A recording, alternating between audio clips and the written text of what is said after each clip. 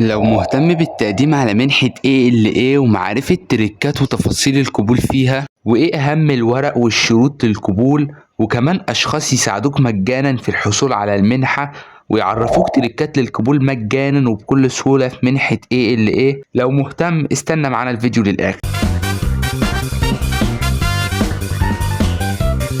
أولا معاكم عبد الرحمن إبراهيم، وفي القناة دي بنقدم مجموعات وكوميونيتيز على الواتس مجانا بتساعدنا في تعلم أي لغة وأي مهارة أو أي منحة وفرص غيرها كتير جدا جدا، والنقطة دي هنتعمق فيها أكتر بعد شوية. فلو أنت مهتم اشترك في القناة وفعل الجرس واعمل لايك عشان يوصلك كل جديد.